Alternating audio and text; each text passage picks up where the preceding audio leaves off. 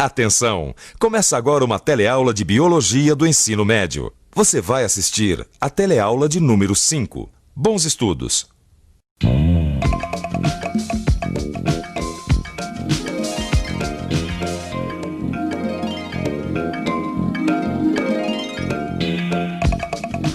Você disse que ia me ajudar. Oh, tá bom, mas você podia ter arrumado um namorado menos complicado, né, filha? Namorado, mãe, é amigo, né? Por enquanto.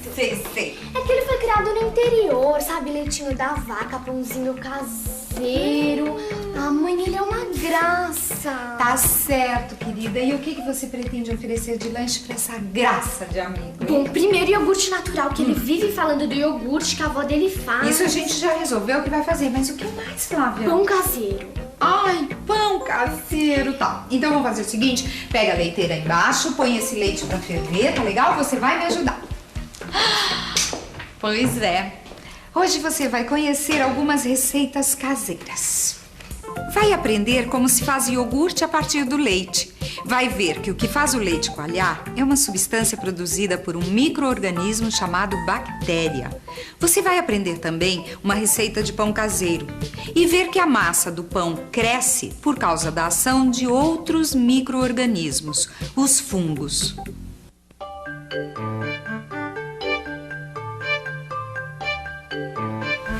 Pronto, mãe. O leite já ferveu. Mas Já por tá aí. esfriando.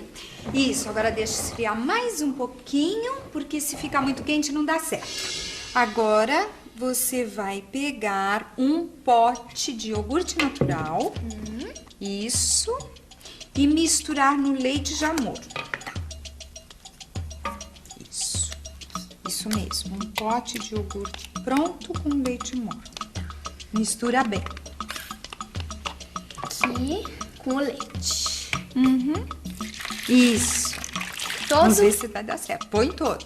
Aí agora, depois de misturar bem, você vai deixar repousando na tigela por no mínimo 6 horas. Mas é preciso de iogurte pra fazer iogurte? Para que o iogurte fique com o gosto desejado e com a consistência certa, você precisa prestar atenção num detalhe muito importante. O iogurte que se mistura ao leite. Ele deve ser do tipo natural e deve ter dentro dele todos os responsáveis pela transformação do leite em iogurte. As bactérias. No iogurte, existe uma variedade de bactérias que são micro-organismos que não conseguimos enxergar a olho nu. Quando mistura o iogurte já pronto no leite fervido, as bactérias começam a se reproduzir, a aumentar de número. Elas produzem substâncias que transformam o leite em iogurte. Mesmo que você enxergue muito bem, não será possível identificar nenhuma das bactérias que existem no iogurte. Isso porque esses organismos são microscópicos. Só podem ser observados quando a gente usa um microscópio. Por isso o nome micro-organismos. Como todos esses seres vivos, os micro-organismos também precisam de alimentos para ter energia e realizar as suas atividades. Do que eles se alimentam? O leite tem um açúcar que se chama lactose. Esse açúcar se transforma em outro açúcar, a glicose. Dentro de suas células, as bactérias usam a glicose para obter energia. Nesse processo, acaba se formando também uma outra substância, o ácido lático. Com o tempo, a quantidade de ácido lático que se forma vai aumentando e a mistura vai ficando cada vez mais ácida. Essa acidez acaba alterando as propriedades das proteínas contidas no leite. Ele coalha, formando grumos. Desse jeito, a consistência é mais sólida. Ô, companheiro, por favor, colabora aqui com uma experiência científica. Dá uma experimentada nesse iogurte. E aí, que gosto tem? É meio azedinho, né? Isso aí, esse gosto azedo do iogurte está relacionado à produção do ácido lático. Que outras substâncias você acha que tem esse gosto parecido com o do iogurte? É meio parecido com vinagre, né? Eu acho que limão, laranja, coisas ácidas, né? Agora, será que se a gente misturar essas substâncias ácidas ao leite, a gente vai obter iogurte? Eca! Ixi, olha que ficou aqui no pano e o leite é coalhão. O que você tá aprontando? Ah, eu tô fazendo a minha receita de iogurte, ó. Iogurte, Dudu?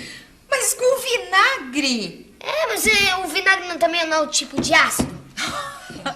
Dudu, é mais ou menos o mesmo processo. Só que o ácido lático produzido pelas bactérias alteram as proteínas do leite, dando aquela consistência e aquele gostinho gostoso do iogurte, entendeu? Agora, esse teu iogurte não tá com uma cara das melhores, não. Você acabou de ver que para se conseguir um iogurte com o gosto certo, a consistência certa, é preciso do ácido lático, que é fabricado pelas bactérias. Agora, como as bactérias são seres vivos, existem alguns segredinhos para a receita dar certo.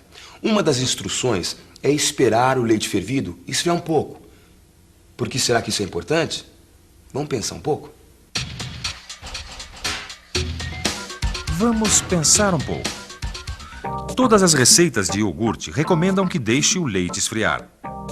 Por quê? Bem, vamos pensar. As bactérias são seres vivos. Temperaturas muito altas destroem células vivas, certo? Se misturarmos as bactérias do iogurte já pronto com o leite muito quente, elas morrerão. Com certeza, essa é uma das razões para não se usar leite muito quente na receita do iogurte. Mas essa não é a única razão para se preocupar com a temperatura do leite que se usa para fazer o iogurte. Você já aprendeu que as reações químicas que ocorrem nos seres vivos são realizadas por enzimas. E a ação dessas enzimas depende muito da temperatura. Veja só esse gráfico que mostra a relação que existe entre a ação de uma enzima e a temperatura. À medida que você vai aumentando a temperatura, vai aumentando também a ação das enzimas. Aos 20 graus, a atividade enzimática ainda é muito baixa. A temperatura vai aumentando, a ação enzimática também, até chegar ao máximo, aqui, aos 40 graus. Essa é a temperatura em que as enzimas estão mais ativas. Agora, se você continuar aumentando a temperatura, a ação das enzimas começa a cair. Antes dos 60 graus Celsius, acaba. As enzimas não agem mais. Por quê? Em temperaturas muito altas, as enzimas perdem suas propriedades e não funcionam mais. Em temperaturas muito baixas, a ação das enzimas é inibida. Portanto, se você colocar as bactérias do iogurte no leite, quando ele está numa temperatura entre 40 e 50 graus Celsius, as reações serão mais rápidas e o iogurte ficará pronto mais rapidamente. Tá aí mais um segredinho. Muita gente se surpreende quando fica sabendo que micro-organismos, como as bactérias, servem para preparar alimentos. Pois é, geralmente a gente dá mais atenção para os efeitos negativos desses seres vivos.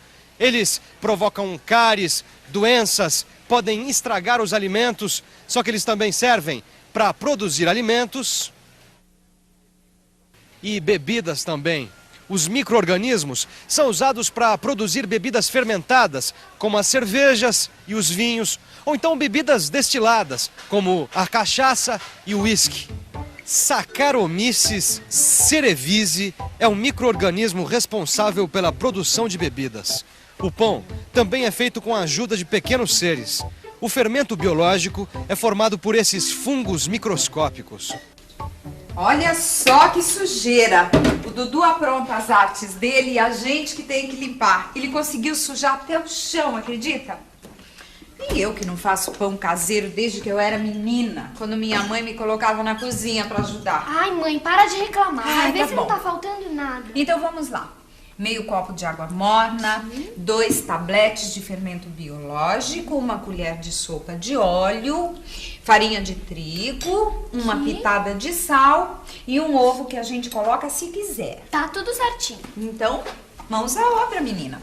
Agora você vai dissolver os tabletes de fermento na água morna junto com o açúcar e deixar repousar até formar bolhas na superfície. Isso. Ô mãe, não é nesse tablete de fermento que estão os micro-organismos? Isso mesmo, filha. Por isso que para fazer pão, a gente só usa fermento biológico. Água morna eu sei pra que serve. É pra acelerar as ações das enzimas e as reações realizadas pelos micro-organismos do fermento. Isso mesmo. Agora, sabe o que eu não entendi? Pra que o açúcar se eu quero fazer pão salgado? Esse é mais um daqueles segredinhos. O açúcar serve de alimento para os micro-organismos do fermento biológico. É do açúcar que eles tiram a energia que eles precisam. Esse processo se chama respiração. Na respiração, os micro-organismos transformam a glicose em gás carbônico e água. Nós, seres humanos, também realizamos esse mesmo processo. Transformamos glicose em energia durante a respiração e produzimos gás carbônico. O gás carbônico a gente elimina junto com o ar que sai dos nossos pulmões. No caso dos micro-organismos do fermento, o gás carbônico forma as bolhas que aparecem na mistura com água e açúcar e nas bolhas que fazem a massa do pão crescer. Olha aí, mãe, a mistura do fermento com água e açúcar já fermentou, já tá cheia de bolhas na superfície, olha. Bolhas de gás carbônico, certo? Isso. Agora faz o seguinte, abre aí essa farinha. Isso, e vamos acrescentar o sal, o óleo, e o ovo. Ó, quebrar teu galho aqui, viu? Isso, agora misture bem. Ah, e a mistura do fermento. Ah, tá. Isso. Agora misture bem com a farinha. Bastante, bastante, bastante. Agora pode botar essa massa para descansar. Vamos lá? Vou deixar a massa descansando até que ela dobre de volume. Porque se a massa não cresce, o pão fica duro. E por que tem que dar esse tempo aí? Segredinhos, Dudu, segredinhos da receita. É preciso esperar um pouco para que haja tempo dos micro-organismos agirem e produzirem bastante gás carbônico. Quanto mais gás carbônico eles produzirem, mais a massa cresce e mais fofo fica o pão. Não é interessante? Agora, os micro-organismos, quando respiram, acabam eliminando produtos que acabam servindo para fazer alimentos. O ácido lático produzido pelas bactérias transforma leite em iogurte.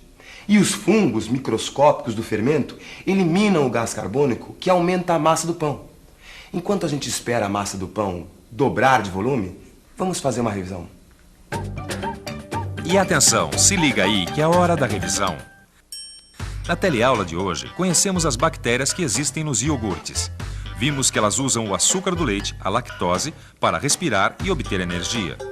Nesse processo, acabam produzindo uma substância ácida, o ácido lático, que transforma o leite em iogurte. Nós vimos também a influência da temperatura na atividade das enzimas e conhecemos a temperatura ideal para que a transformação do leite em iogurte aconteça mais rapidamente.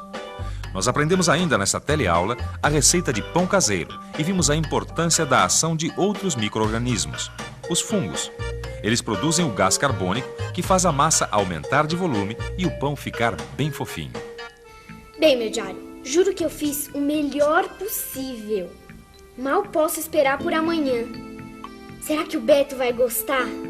Ai, depois eu te conto. Tchau!